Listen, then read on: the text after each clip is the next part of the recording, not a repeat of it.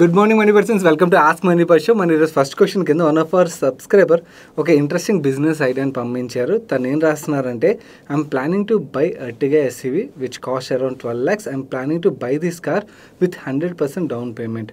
I'm also planning to start a SIP of 25,000 rupees every month for next 7 years, which is equivalent to the EMI amount if I buy car on EMI. The purpose of buying this car is I want to rent it out to any of the tours and travels company like Zoom Car or V-Cars or any employee transportation service company. After working out on all options, I understood that I can get anything between 35 to 45,000 rupees per month, which means I can make an extra income of 10,000 to 20,000 rupees every month. Plus, after 5 years, I can keep the car for my personal use, and I can also use this car on Sundays for my family trips. It is possible if I offer this car to employee transportation system. The amount I have mentioned is after deducting driver salary, allowances and petrol expenses. Your opinion on this matter is highly appreciable. And actually couple of my friends కూడా ఒకటి రెండు సార్లు ఇలాంటి business గురించి plan చేశారు కాబట్టి నాకు idea ఉన్నది ఈ బిజినెస్ రిలేటెడ్గా. అంటే పాజిటివ్స్ ఏమున్నాయి అండ్ అలాగే ఇష్యూస్ ఏముంటాయి అన్నది. సో మీకు పాజిటివ్ పార్ట్ ఎస్, మీరు మనం ఎప్పుడైనా ఏదైనా బిజినెస్ స్టార్ట్ చేయాలన్నప్పుడు మనకు కనబడేది అంతా పాజిటివ్ ఉంటుంది కాబట్టి పాజిటివ్ పార్ట్ మీరు వర్క్ చేస్తారనుకున్నాను. నాకు కనబడిన క్యాచ్ ఏవైతున్నాయో ఆ బిజినెస్ రిలేటెడ్గా మేము డిస్కస్ చేసినప్పుడు వాటి గురించి చెప్తాను. ఫస్ట్ థింగ్, జూమ్ గురించి వీ కార్స్ గురించి నాకు ఐడియా లేదు, అక్కడ ఎలా మ్యాథ్స్ వర్క్ అవుతుందని. బట్ ఒకవేళ ఎవరికైనా కంపెనీకి మీరు ఈ కార్ని ప్రొవైడ్ చేస్తున్నారనుకోండి, ఫస్ట్ ఇష్యూ ఏమవుతుందంటే, నార్మల్లీ పెద్ద కంపెనీస్ అనుకోండి, వాళ్ళు ఒక్క కార్తో ఓనర్ ఎవరైతే ఉంటారో వాళ్ళతో డీల్ చేయడానికి ఇష్టపడరు. మల్టిపుల్ కార్స్ ఉండే ఓనర్ ఎవరైతే ఉంటారో వాళ్ళతో డీల్ చేయడానికి ఇష్టపడతారు. ఎందుకంటే వాళ్ళకి ఈజీ కదా, అప్పుడు మల్టిపుల్ పీపుల్తో డీల్ చేయాల్సిన రిస్క్ ఉండదు. కాబట్టి పెద్ద కంపెనీస్ అన్నీ కూడా అలా ఆలోచిస్తుంటాయి అన్నమాట. ఒకవేళ మీరు చిన్న కంపెనీ ప్రొవైడ్ చేస్తున్నారనుకోండి, చిన్న కంపెనీ సింగిల్ కార్తో కూడా నడుస్తాయి. కానీ ప్రాబ్లమ్ విత్ చిన్న కంపెనీస్, మీకు కావాల్సిన ట్రిప్స్ ఏవైతున్నాయి మీ క్యాలిక్యులేషన్ ప్రకారం వర్క్ అవ్వాల్సింది, అంటే డ్రైవర్ శాలరీ ఇవన్నీ కూడా వర్క్ అవ్వాలి కదా. మనకు ఆ మ్యాథ్స్ అని వర్క్ అయ్యే నెంబర్ ఆఫ్ ట్రిప్స్ చిన్న కంపెనీస్ ఇవ్వగలవో లేదో చూసుకోవాల్సి ఉంటుంది. సెకండ్, చిన్న కంపెనీస్ నుంచి పేమెంట్ రిలేటెడ్గా కూడా ప్రాబ్లమ్స్ ఉండే ఆస్కారం ఉంటుంది. అంటే పేమెంట్ డిలేస్ కానీ లేకపోతే పేమెంట్ డిఫాల్ట్స్ కానీ, ఇది one of the problem. Okay, catch 1.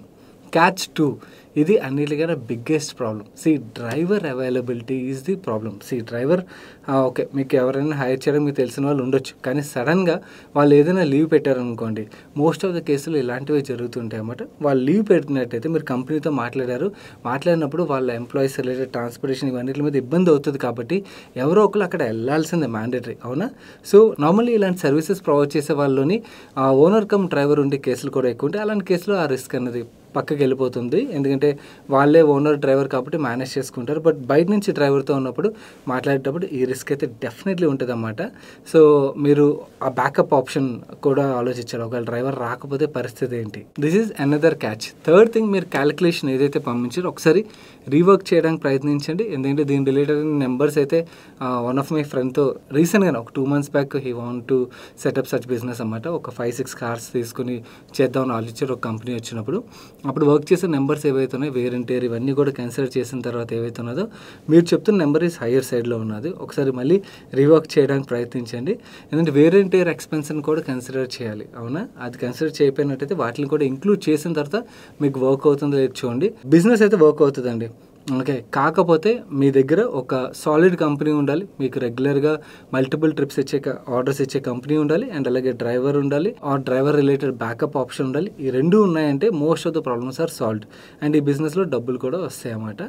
మిగిలిన వ్యూవర్స్ కూడా, అంటే మీరు ఏమైనా ఇలాంటి బిజినెస్ గురించి ఆలోచించినట్టయితే, మీకు తెలిసిన ఇంకేమైనా రిస్క్లు ఉన్నట్టయితే కింద కామెంట్ సెక్షన్లో షేర్ చేయండి, సో దట్ ఆయనకి కొంచెం వరకు హెల్ప్ఫుల్ అవుతుంది. నార్మల్లీ ఏదైనా బిజినెస్ స్టార్ట్ చేయాలనుకున్నప్పుడు మనకు ప్రతిదీ పాజిటివ్గా కనపడుతుంది కదా. Other side of the story కూడా మాట్లాడినట్టయితే, ఎవరికైతే ఎక్స్పీరియన్స్ ఉన్నదో వాటిని షేర్ చేసినప్పుడు వాళ్ళని ఆపడం కాదు, యాక్చువల్లీ వాటి రిలేటెడ్ అలర్ట్ చేసినట్టు అవుతుంది. సో దట్ ఆ ప్రాబ్లమ్ సాల్వ్ చేసుకుంటూ వాళ్ళు ముందుకు వెళ్ళగలుగుతారు అనమాట. సో నేను మీకు క్యాచెస్ చెప్పడానికి కూడా నా ఉద్దేశం అదే. ఎందుకంటే ఒకసారి దిగిపోయిన తర్వాత అరే అనవసరంగా దిగాం కదా అని చెప్పి బాధపడకూడదు కదా అని చెప్పి. ఒకవేళ మీరు ఈ బిజినెస్ స్టార్ట్ చేసిన తర్వాత పెద్దగా వర్కౌట్ అవ్వకపోయినా పర్లేదు, నాకు పర్సనల్ కార్ కింద ఉపయోగపడుతుంది కదా అని చెప్పి వరి అవునా అనుకున్నట్టయితే మాత్రం హ్యాపీగా స్టార్ట్ చేసేయచ్చు.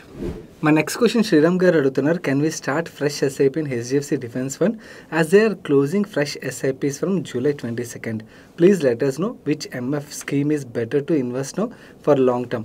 No barriers. Okay, before answering this question guys, ఈ వీడియోలో షేర్ చేసిన ఇన్ఫర్మేషన్ హెల్ప్ఫుల్ అవుతుంది అనిపించినట్టయితే వీడియోని తప్పకుండా లైక్ చేయడం మర్చిపోకండి. అండ్ మీకు కూడా ఏదైనా క్వశ్చన్ ఉండి మమ్మల్ని అడగాలనిపించినట్టయితే #AskMoneyPers అని చెప్పి మన వ్యూవర్స్ ఎలాగైతే కంటిన్యూస్గా రాసి వాళ్ళ క్వశ్చన్ రాస్తున్నారు, మీరు కూడా అలా రాసినట్టయితే మీకు క్వశ్చన్స్ అయితే మాకు రీచ్ అవుతాయి.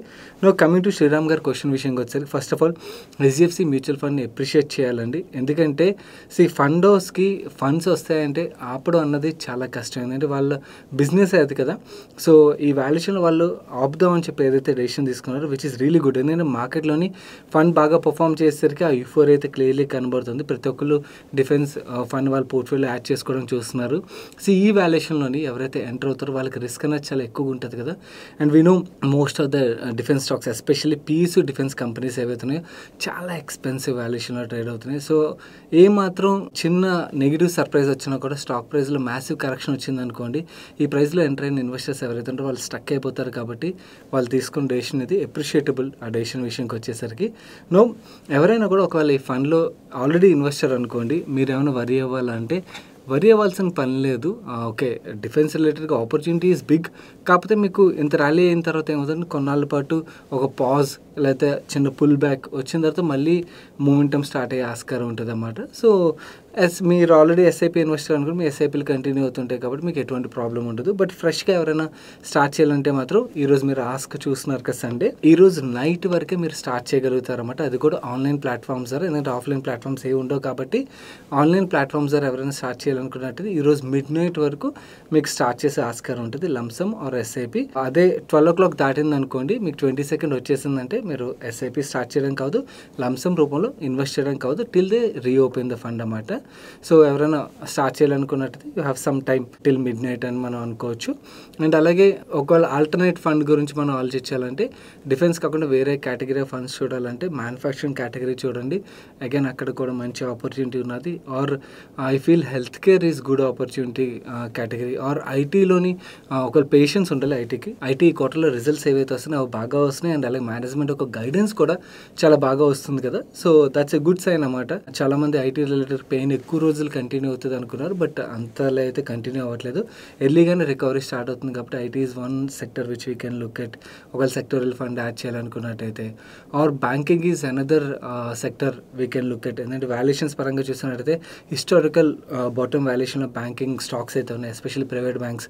పిఎస్యూ బ్యాంక్స్ వద్దు, ప్రైవేట్ బ్యాంక్ సైడ్ చూడొచ్చు అన్నమాట. So these are the 3 categories which you can choose. అంటే ఒకవేళ డిఫెన్స్ వద్దు అనుకున్నట్టయితే. బట్ ఓకే, ఈ ఫండ్లో మాత్రం అగైన్ రీట్రై చేస్తున్నా, ఎవరైనా ఇన్వెస్ట్ చేయాలని ఆలోచిస్తున్నట్టయితే మిడ్ నైట్ వరకే చేయగలుగుతారు. మా నెక్స్ట్ క్వశ్చన్ విషయాలు అడుగుతున్నారు అన్న, what's your view on PFC and RSC limited? I think most of the stocks on power sector witness good rally except power finance companies. ఎక్కడండి పవర్ ఫైనాన్స్ కంపెనీస్ కూడా అంతే బాగా పర్ఫామ్ చేసి. RSC లాస్ట్ 1 year పర్ఫార్మెన్స్ చూడండి, PFC last 1 year performance చూడండి. Are ఇర్రెడా exceptional performance అన్నమాట. RSC 200% పైన పెరిగింది, మిగిలిన స్టాక్స్ కూడా బాగానే పెరిగాయి. ఓన్లీ ఒక స్టాక్ పెద్దగా పెరగలేదు పవర్ ఫైనాన్స్ కంపెనీస్లో, PTC ఇండియా ఫైనాన్షియల్ సర్వీసెస్ అని. అది చాలా తక్కువ మంది తెలిసిన company. And in fact management related issue ఉండడం వల్ల మిగిలినవి ఎంతైతే పెరిగా అంతగా అయితే అది పెరగలేదు. ఓవరాల్గా మాట్లాడుకుంటే ఇరడా చాలా ఎక్స్పెన్సివ్ వాల్యుయేషన్కి అయితే వెళ్ళిపోయింది. RSC విషయంకి వచ్చేసరికి ఫుల్లీ ప్రైజింగ్గా మనకు కనబడుతుంది. PFC 1.7 times ప్రైస్ టు బుక్లో ట్రేడ్ అవుతుంది, కంపారిటివ్లీ కొంచెం రీజనబుల్గా కనబడుతుంది. PTC India financial services management related issue ఉండడం వల్ల 1.2 times ప్రైస్ టు బుక్ మల్టిపుల్లో దొరుకుతుంది అన్నమాట. సో ఆపర్చునిటీ అయితే డెఫినెట్లీ ఉన్నది. పవర్ కంపెనీస్లోని ఏదైతే క్యాపెక్స్ జరుగుతుందో దానివల్ల ఈ పవర్ ఫైనాన్స్ కంపెనీస్ అయితే బెనిఫిట్ చెందుతాయి ఫర్ షూర్. కాకపోతే వాల్యుయేషన్స్ జాగ్రత్తగా ఉండండి. బాగా ఎక్స్పెన్సివ్ అయిపోయిన ఇరడా లాంటి కంపెనీస్ అయినా కొంచెం జాగ్రత్తగా ఉండడం బెటర్. గ్రోత్ ఉంటుందని కాదు, కాకపోతే ఒక నెగిటివ్ సర్ప్రైజ్ వచ్చినా కూడా ఈ హై వాల్యుయేషన్ ఎంటర్ ఇన్వెస్టర్స్ ఎవరైతే ఉంటారో వాళ్ళు కొంచెం రిస్క్ అన్నది ఎక్కువ ఉంటుంది. అందు గురించి నేను జస్ట్ అలర్ట్ చేస్తున్నాను. It doesn't mean company related negative అని కాదు, ఆర్ గ్రోత్ రిలేటెడ్గా ఆపర్చునిటీ లేదని కాదు. 4 కంపెనీస్కి గ్రోత్ అయితే అంతేలా ఉన్నది. Only valuation is the concern. Expensive valuation ఉన్న కంపెనీని వదిలేసి రీజనబుల్ వాల్యుయేషన్ ఉన్న కంపెనీస్ ఏవైతే ఉంటే అలాంటి వాటిని చూడడం వుడ్ బి బెటర్ ఆప్షన్ అవుతుంది.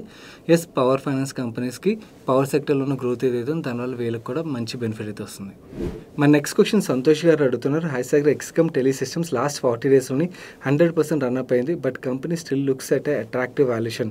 When will be the right time to enter in to the stock? Request you to please provide your valuable suggestions. ఈ బిజినెస్ పరంగా మాట్లాడుకోవాలంటే చాలామందికి రీసెంట్ టైంలోని బాగా నోటీస్ చేస్తున్నారు ఈ కంపెనీ గురించి, ఎస్పెషలీ ఈవీ ఛార్జెస్ చూస్తూ ఎవరైతే ఈవీ కార్స్ కొంటున్నారో వాళ్ళకి ఎక్స్కోమ్ ఒక ఛార్జెస్ రావడంతో ఈ కంపెనీ రిలేటెడ్ బాగా సోషల్ మీడియాలో బజ్ అయితే కనబడుతుంది. కానీ వీళ్ళకి actually majority of the business EV charges నుంచి కాదు, వీళ్ళ క్రిటికల్ పవర్ సెగ్మెంట్ ఏదైతే ఉన్నదో అక్కడి నుంచి వస్తుంది అన్నమాట. వీళ్ళు టెలికామ్ ఇండస్ట్రీలోని 2 ప్రోడక్ట్స్ అయితే మేజర్లీ సప్లై చేస్తుంటారు. ఒకటి డీసీ పవర్ సిస్టమ్స్, ఇక్కడ 16% మార్కెట్ షేర్ వీళ్ళు కమాండ్ చేస్తున్నారు. రెండోది టెలికామ్ ఇండస్ట్రీలో ప్రీవియస్గా లెడ్ యాసిడ్ బ్యాటరీస్ని యూజ్ చేసేవారు, వాటిని చాలా వరకు లిథియం అయన్ బ్యాటరీస్తో రీప్లేస్ చేస్తున్నారు. ఇక్కడ కూడా వీళ్ళు 20% మార్కెట్ షేర్ అయితే కమాండ్ చేస్తున్నారు. ఇక్కడ నుంచి మెజారిటీ ఆఫ్ ద రెవెన్యూ వస్తుంది అనమాట. వీళ్ళ 70% ప్లస్ రెవెన్యూ ఈ సెగ్మెంట్ నుంచి అయితే వస్తుంది. అండ్ వీళ్ళ కస్టమర్స్ కూడా మీరు చూడొచ్చు, Jio is one of the large customer. జియోతో వీళ్ళకున్న రిలేషన్, వీళ్ళ పేరెంట్ కంపెనీ ఏదైతే ఉందో, వీళ్ళ ఫాదర్ రన్ చేసే కంపెనీ ఏదైతే ఉందో దానికి జియోకి చాలా క్లోజ్ రిలేషన్ ఉన్నదన్నమాట. సో దాంతో వీళ్ళకి జియో నుంచి చాలా మంచి గ్రోత్ వస్తుంది అండ్ బిఎస్ఎల్ నుంచి కూడా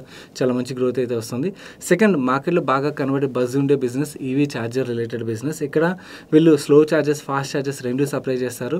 అండ్ రెసిడెన్షియల్ ఛార్జెస్లో వీళ్ళకి 60% మార్కెట్ షేర్ ఉన్నది అండ్ పబ్లిక్ ఛార్జెస్లో వీళ్ళకి 25% మార్కెట్ షేర్ ఉన్నది. అగైన్ కమాండబుల్ మార్కెట్ షేర్కి మనం అర్థం చేసుకోవచ్చు. ఇక్కడ నుంచి కూడా చాలా మంచి ఆపర్చునిటీ అయితే ఉన్నది. గ్రోత్ పరంగా మాట్లాడుకోవాలంటే 5G రిలేటెడ్ క్యాపెక్స్ ఏదైతే జరుగుతున్నదో దాంతో వీళ్ళు చాలా మంచి గ్రోత్ చూస్తున్నారు. కమింగ్ పీరియడ్లో కూడా చాలా మంచి గ్రోత్ అయితే చూస్తున్నారు. ఈవెన్ ఈవీ ఛార్జెస్ సెగ్మెంట్లో కూడా చాలా మంచి గ్రోత్ అయితే చూస్తున్నారు. కానీ మీరు అన్నారు చూడండి, వాల్యుయేషన్స్ పరంగా అట్రాక్టివ్గా ఉన్నదని. ఇది రీసెంట్ ఐపీఓ కదా, బిజినెస్ పరంగా ఎవరైనా ఇంకా అర్థం చేసుకోవాలనుకున్నట్టయితే ఐపీఓ వీడియో చూస్తే మీకు అర్థమైపోతుంది. ఐపీఓగా వీళ్ళు వచ్చినప్పుడు కూడా it is fully price in IPO. దాని తర్వాత ఇంకా బాగా పెరగడంతో ఇంకా వాల్యుయేషన్ పరంగా ఎక్స్పెన్సివ్గా అయితే పెరిగిపోయింది. కాకపోతే వాల్యుయేషన్ అన్నది ఎవరు చూసే దాన్ని బట్టి ఉంటుంది అన్నమాట. అంటే ఒక్కొక్కరికి ఒక్కొక్క కంఫర్ట్ అయితే ఇస్తుంది. నాకైతే వాల్యుయేషన్ పరంగా నేనైతే ఎక్స్పెన్సివ్ అని చూస్తాను. Good company, no doubt, growth పరంగా చాలా మంచి గ్రోత్ ఉన్నది. కానీ ఇలాంటి కంపెనీస్లో ఎంట్రీ కరెక్షన్స్ వచ్చినప్పుడు ఎంటర్ అవడం వుడ్ బి బెటర్. కానీ ఎక్స్పెన్సివ్ వాల్యుయేషన్లోని ఎంటర్ అయినట్టయితే మనకి మార్జిన్ ఆఫ్ సేఫ్టీ తక్కువగా ఉంటుంది అన్నది నా వ్యూ. అండ్ మిగిలిన వ్యూవర్స్ ఎవరైతే మీరు ఒకవేళ స్టడీ చేయనట్టయితే స్టడీ చేయడానికి ప్రయత్నించండి. ఇంట్రెస్టింగ్ కంపెనీ ఇది. ఇలాంటి కంపెనీస్ ఏంటంటే రన్అప్ అయిపోయింది కదా అని చెప్పి మనం ఫోమోలోకి వెళ్ళుకునే దానికన్నా కూడా మనకి కరెక్షన్స్ వచ్చినప్పుడు ఆ టైంలో ఇలాంటి కంపెనీస్ని అక్యుములేట్ చేయడం వుడ్ బి బెటర్ ఆప్షన్ అవుతుంది. సోనా బిఎల్డబ్ల్యూ కేసులో కూడా మనం చూసాం కదా, సోనా బిఎల్డబ్ల్యూ కూడా మంచి కంపెనీయే. కాకపోతే వాల్యుయేషన్ ఎప్పుడైతే ఎక్స్పెన్సివ్ అయిపోయింది, దాని తర్వాత ఎగ్జిస్టింగ్ ఇన్వెస్టర్స్ సెల్ చేయడం వల్ల అవ్వచ్చు, లేకపోతే వేరియస్ రీజన్స్ వల్ల స్టాక్ పడింది అండ్ చాలా రోజులు పేషెన్స్ టెస్ట్ చేసి మళ్ళీ రికవర్ అవ్వడం స్టార్ట్ అయింది కదా. సో సిమిలర్లీ ఎక్స్పెన్సివ్ వాల్యుయేషన్స్ వెళ్ళిపోయినప్పుడు మనం కరెక్షన్స్ కోసం వెయిట్ చేసి ఆ కరెక్షన్స్ టైంలో బై చేయడం వుడ్ బి బెటర్ ఆప్షన్ అవుతుంది. కానీ పెరిగిపోయింది కదా, ఇంకా పెరిగిపోతేమో ఫోమోలోకి వెళ్ళే కన్నా కూడా ఆర్ డబ్బులు ఉన్నట్టయితే వేరే అదర్ కంపెనీస్ని చూడడం వుడ్ బి బెటర్ ఆప్షన్ అవుతుంది. కానీ హై వాల్యుయేషన్లో కొని రిస్క్ తీసుకోవాల్సిన అవసరం లేదన్నది నా వ్యూ అండి. మన నెక్స్ట్ క్వశ్చన్ మార్కండేల్ గారు అడుగుతున్నారు. మై క్వశ్చన్ ఈస్ ప్రెసెంట్ మనం బుల్ మార్కెట్లో ఉన్నాం అండ్ ఆల్మోస్ట్ అన్ని సెక్టర్స్ బాగా పర్ఫామ్ చేస్తున్నాయి. సైకిల్ రివర్స్ అయ్యి బేర్ మార్కెట్లోకి ఎంటర్ అయినప్పుడు మనం ఫోకస్ చేయాల్సిన సెక్టర్స్ గురించి నాలెడ్జ్ షేర్ చేయగలరు. గుడ్ క్వశ్చన్ అండి. యాక్చువల్లీ ఇలాంటి వాల్యుయేషన్లో ఉన్నప్పుడు ఇలాంటి క్వశ్చన్స్ ఎవరైనా అడిగితే చాలా బాగా అనిపిస్తుంది. మీరు అన్నారు చూడండి అన్ని సెక్టర్స్ పార్టిసిపేట్ చేశాయని. No, that is wrong. అన్ని సెక్టర్స్ పార్టిసిపేట్ చేయలేదు. మీకు ఇన్ఫ్రా, క్యాపెక్స్ రిలేటెడ్ కంపెనీస్ ఏవైతున్నాయో అవన్నీ కూడా బాగా పర్ఫామ్ చేసి బేర్ మార్కెట్ వచ్చినప్పుడు మీకు బేసికలీ సెక్టర్ రొటేషన్ జరుగుతుంది అన్నమాట. సెక్టర్ రొటేషన్ జరిగినప్పుడు ఏమవుతుందంటే మనకి ఈ బుల్ మార్కెట్లో పార్టిసిపేట్ చేయని కంపెనీస్ ఉంటాయి. లైక్ ఫర్ ఎగ్జాంపుల్ మనం మాట్లాడుకోవాలంటే లాస్ట్ వీక్లో మాట్లాడుకున్నాం అఫోర్డబుల్ హౌసింగ్ సెగ్మెంట్లో ఉన్న కంపెనీస్. రియల్ ఎస్టేట్లో చాలా మంచి గ్రోత్ వస్తుంది, బట్ అఫోర్డబుల్ హౌసింగ్ కంపెనీస్ ఏవైతున్నాయో అవి పెద్దగా ఈ బుల్ ర్యాలీలో పార్టిసిపేట్ చేయలేదు. ఆర్ ఫార్మా కంపెనీస్ ఈ బుల్ ర్యాలీలో పెద్దగా పార్టిసిపేట్ చేయలేదు. ఆర్ ఐటీ కంపెనీస్ ఇనిషియల్గా పోస్ట్ కోవిడ్ తర్వాత ఏదైతే ర్యాలీ స్టార్ట్ అయిందో ఇనిషియల్గా పార్టిసిపేట్ చేసి దాని తర్వాత కరెక్టే మళ్ళీ అక్కడే ఉండిపోయి మళ్ళీ ఇప్పుడు కొంచెం ఈ క్వార్టర్లో నెంబర్స్ బాగా రావడంతో ఐటీ కంపెనీస్ కొంచెం పాజిటివ్ టిక్ కనబడుతుంది. సో ఐటీ కంపెనీస్ అవ్వచ్చు. ఆర్ నన్ను అడిగినట్టయితే నా పర్సనల్ సజెషన్ ఏంటంటే ఎప్పుడైతే బేర్ మార్కెట్ స్టార్ట్ అవుతుందో అలాంటప్పుడు బ్యాలెన్స్ షీట్ హెవీ ఉండే కంపెనీస్, అంటే డెట్ బాగా ఉండే కంపెనీస్ అన్నీ కూడా ఇప్పుడు బాగా పర్ఫామ్ చేస్తున్నాయి కదా. ఆర్ క్యాపెక్స్ రిలేటెడ్గా కంపెనీస్ ఏవైతే పవర్ అవ్వచ్చు, ఇన్ఫ్రా అవ్వచ్చు, ఇలా హెవీ క్యాపెక్స్ రిక్వైర్మెంట్ ఉన్న కంపెనీస్ ఏవైతే అవన్నీ పర్ఫామ్ చేస్తున్నాయి. ఇక్కడ నుంచి మనకి asset light companies are balance sheet strong ఉండే కంపెనీస్, క్యాష్ జనరేటింగ్ కంపెనీస్ ఏవైతే ఇటువైపు సెక్టర్ రొటేషన్ జరిగే ఆస్కారం ఎక్కువ ఉంటుంది అన్నమాట. మీకు ఎగ్జాంపుల్గా మాట్లాడాలంటే సిడిఎస్ఎల్ అవ్వచ్చు, క్యాంప్స్ అవ్వచ్చు, కేఫిన్టెక్ అవ్వచ్చు, ఆర్ ప్రోటీన్ ఈ గవర్నెన్స్ అవ్వచ్చు, ఆర్ ఏఎంసీ కంపెనీస్ అవ్వచ్చు. ఇలాంటి కంపెనీస్ అని ఏంటంటే మార్కెట్ కరెక్ట్ అయినప్పుడు అన్నీ కరెక్ట్ అవుతాయి కదా. అలాంటి టైంలో మీకు మంచి వాల్యుయేషన్ దొరికాయి అనుకోండి, హై క్యాష్ జనరేటింగ్ కంపెనీస్ కాబట్టి ఇలాంటి కంపెనీస్ చూడడం వుడ్ బి బెటర్ ఆప్షన్ అవుతుంది. ఆర్ మీరు ఒకవేళ బేర్ మార్కెట్ మీ పోర్ట్ఫోలియోని ప్రిపేర్ చేసుకోవాలనుకున్నట్టయితే ఈ బుల్ రన్లో పెద్దగా పార్టిసిపేట్ చేయని సెక్టర్స్ ఏవైతే like housing finance companies, pharma, IT or chemical బాగా కరెక్ట్ అయ్యాయి కదా, అక్కడ హై మూట్ ఉన్న companies companies, commodity chemical companies కాకుండా హై మోట్ ఉన్న కంపెనీస్ ఆర్ మోట్ బిల్డ్ చేసిన కంపెనీస్ అవ్వచ్చు, ఇలాంటి కంపెనీస్ చూడడం వుడ్ బి బెటర్ ఆప్షన్ అవుతుంది అనమాట. ఇక్కడ నుంచి ప్రతి మార్కెట్ కండిషన్లో మనకి certain companies or certain themes అయితే పర్ఫామ్ చేస్తూ ఉంటాయి. మనం ఆ థీమ్స్ ముందుగా ఐడెంటిఫై చేసి వాటిలో మనం క్యాపిటల్ ఎలోకేట్ చేసుకోగలిగాం అనుకోని మన పోర్ట్ఫోలియోలో కూడా మంచి రిటర్న్ అయితే చూడొచ్చు. సో ఇప్పుడు బాగా పెరిగిపోయిన కంపెనీస్ ఏవైతే అక్కడ మీకు మంచి ప్రాఫిట్ ఉన్నట్టయితే అక్కడి నుంచి కొంచెం ట్రిమ్ చేసుకుని ఇలాంటి పార్టిసిపేట్ చేసిన సెక్టర్స్ ఏవైతే వాటిలో ఎలోకేషన్ పెంచుకోవడం అనేది బెటర్ ఆప్షన్ కూడా అవుతుంది. And it's a good question ఉంది. మిగిలిన వాళ్ళు కూడా మీరు ఒకవేళ మీ పోర్ట్ఫోలియో రిలేటెడ్గా రీవర్క్ చేయనట్టయితే this is the time to rework on your portfolio. ఇప్పుడు మనం మాట్లాడుకున్న థీమ్స్ ఏవైతే ఒకసారి వాటి వైపు చూడడానికి ప్రయత్నించండి. మీకు ఏ బిజినెస్లు బాగా అర్థమైనట్టయితే వాటిలోకి కొంచెం వరకు పోర్ట్ఫోలియో ఎలోకేషన్ మనం మార్చుకోవడం వుడ్ బి బెటర్ ఆప్షన్ అవుతుంది.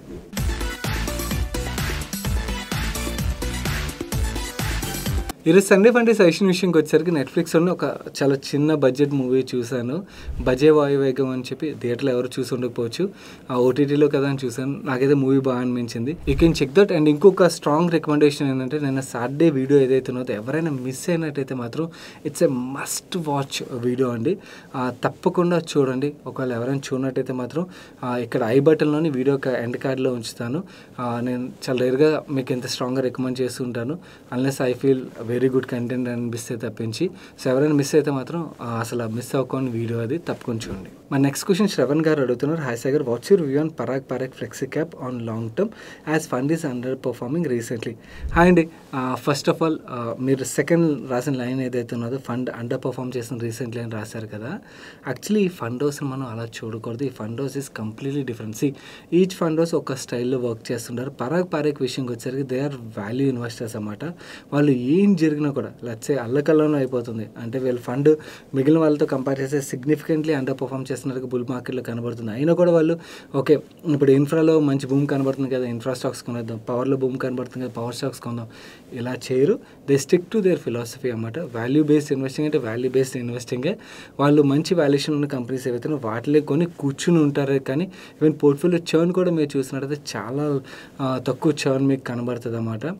సో ఇలాంటి ఫండ్స్ ఏంటంటే మీకు బుల్ మార్కెట్లో పెద్దగా పర్ఫామ్ చేస్తున్నట్టు కనబడు. బేర్ మార్కెట్లోనే యాక్చువల్లీ పోర్ట్ఫోలియోకి మంచి స్టెబిలిటీ ఇచ్చే కైండ్ ఆఫ్ ఫండ్స్ అన్నమాట. ఎవరికైతే నాకు రిస్క్ అవర్స్ ఇన్వెస్టర్స్ ఉంటారు, అంటే నాకు పెద్ద రిస్క్ ఉండకూడదు, మంచి ఫండ్ కావాలి, కన్సిస్టెంట్గా పర్ఫామ్ చేసే ఫండ్ కావాలనుకుంటారు, అలాంటి వాళ్ళకి సెట్ అయ్యే ఫండ్ ఇది. నన్ను అడిగినట్టయితే good fund house, good fund, in fact or a long period fund కూడా మంచి రిటర్న్ డెలివర్ చేయొచ్చు. కాకపోతే బుల్ సైకిల్లో పేర్స్ కంపేర్ చేసి అవుట్ పర్ఫార్మెన్స్ అయితే ఎక్స్పెక్ట్ చేయకండి.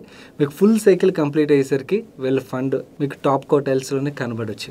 నెక్స్ట్ క్వశ్చన్ గణేష్ గారు అడుగుతున్నారు. Most of the pain stocks last 1 year నుండి నెగిటివ్ గ్రోత్ ట్రెండ్లో ఉన్నాయి కదా, is it right time to invest in them? నన్ను అడిగినట్టయితే still I feel no. And మీరు ఒకవేళ అబ్జర్వ్ చేసినట్టయితే బిర్లా ప్రమోషన్స్ మీకు బాగా కనబడుతుంటాయి మార్కెట్లోని. ఈవెన్ పెయింట్ సెక్టర్లో ఉన్న డీలర్స్ ఎవరైతే వాళ్ళతో మాట్లాడిన మీకు అర్థమవుతుంది.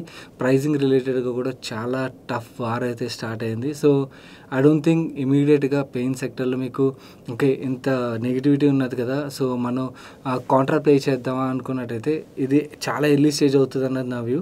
సో ఇంకా కొన్నాళ్ళు ఆగడం వుడ్ బి బెటర్. మనం టెలికామ్లో చూసాం, కొత్త ప్లేయర్స్ ఎంటర్ అయినప్పుడు, జియో లాంటి ప్లేయర్స్ ఎంటర్ అయినప్పుడు మిగిలిన స్టాక్స్ అనే పట్టాయి. ఆ టైంలో ఎవరైనా కూడా కాంట్రా ప్లే చేద్దామని ఎంటర్ అయినట్టయితే they would stuck for 8-9 years అన్నమాట. సో మనకి రివైవల్ ట్రెండ్ కనబడుతుంది అనుకోండి, ఎర్లీ సైన్స్. సో అలాంటప్పుడు ఎంటర్ అవడం వుడ్ బి బెటర్. కానీ అలా కాకుండా మనకి క్లారిటీ లేకుండా, అంటే ఈ వార్ అన్నది ప్రైస్ వార్ అవ్వచ్చు, కాంపిటీషన్ వార్ అవ్వచ్చు, ఇది ఎంత ఇంటెన్సిటీతో మూవ్ అవుతుంది అండ్ కంపెనీస్ మీద ఎంతవరకు ఇంపాక్ట్ ఉంటుంది, ఇవేవి మనకు క్లారిటీ లేకుండా అండ్ ఎస్పెషలీ రివైవల్ ట్రెండ్ కనబడకుండా మాత్రం ఓకే పడ్డాయి కదా అని చెప్పి ఎంటర్ అవడం వుడ్ బి వెరీ రిస్కీ అవుతుంది. నన్ను అడిగినట్టయితే ఇట్ ఈస్ టూ ఎర్లీ అన్నది నా వ్యూ.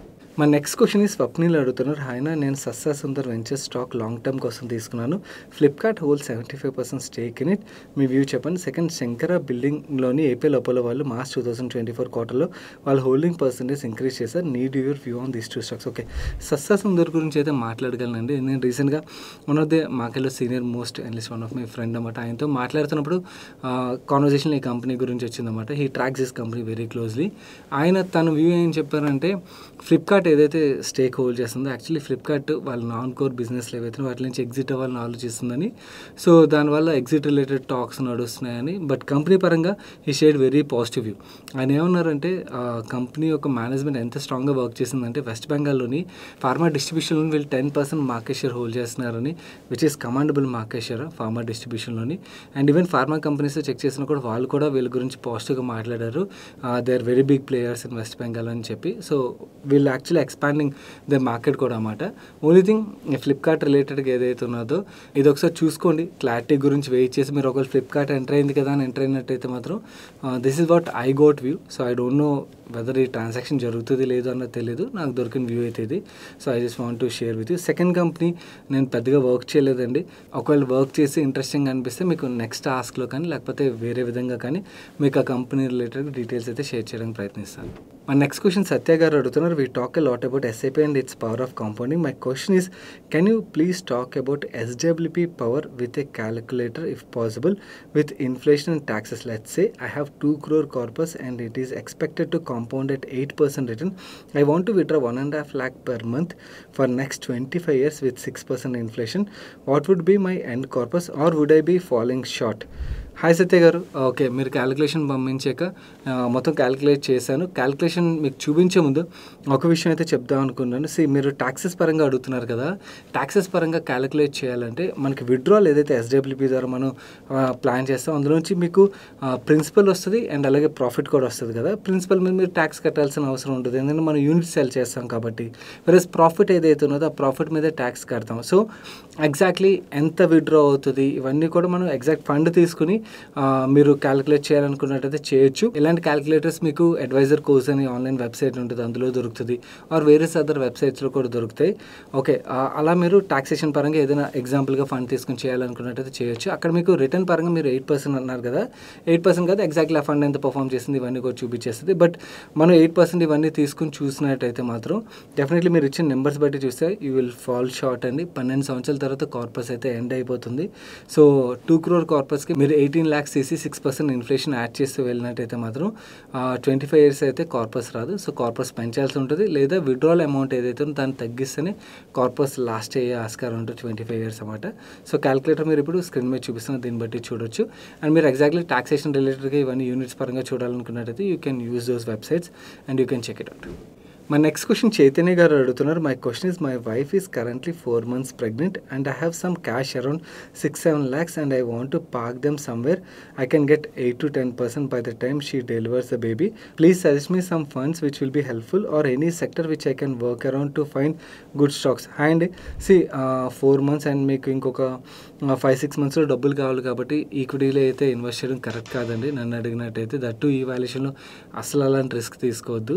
సో ఈ మనీ ఎక్కడైనా పార్క్ చేయాలనుకున్నట్టయితే ఈవెన్ రిటర్న్ ఎక్స్పెక్టేషన్ కూడా కొంచెం ఎక్కువ సైడ్లో ఉన్నది, 8-10% షార్ట్ పీరియడ్లో ఉన్నది. లాస్ట్ 2-3 years వదిలేయండి బుల్ మార్కెట్స్ అన్నమాట. ఈ bull market let's me time on next 5 months కూడా కంటిన్యూ అయితే you might make good money. కాకపోతే అది లక్ ఫ్యాక్టర్ మీద ఆధారపడి ఉంటుంది. That is not scientific way of investing. So ఇంత షార్ట్ పీరియడ్కి better ultra short term category of funds or లో డ్యూరేషన్ కేటగిరీ ఆఫ్ ఫండ్స్ ఏవైతే ఉన్నాయో ఆ డెట్ ఫండ్స్ని సెలెక్ట్ చేసుకోవడం బి బెటర్ ఆప్షన్ అవుతుంది. అక్కడ మీరు 6-8% kind of A return expect చేయొచ్చు. సో అంతకన్నా రిస్క్ తీసుకోవడం అయితే కరెక్ట్ కాదన్నది నా వ్యూ. సో ఈ 2 కేటగిరీస్ చూడండి.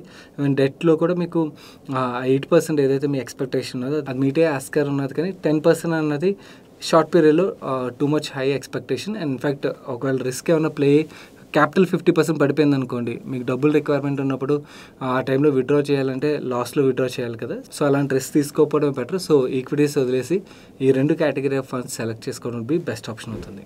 So that's it for today's ask money Paisa guys. ఈ వీడియోలో రికమెండ్ చేసిన వీడియోస్ ఏవైతే ఇక్కడ అండికాయలు వస్తే తప్పకుండా చూడండి. వీడియోని ఇప్పటివరకు లైక్ చేయనట్టయితే వీడియోని లైక్ చేస్తే మీ ఫ్రెండ్స్ అండ్ ఫ్యామిలీ మెంబర్స్కి వీడియో హెల్ప్ఫుల్ అవుతుందంటే వాళ్ళకి తప్పకుండా షేర్ చేయండి. నేను సాయి కృష్ణ పత్రి మరొక మంచి వీడియోతో మీ ముందుకు వస్తాను. Till then bye bye, take care.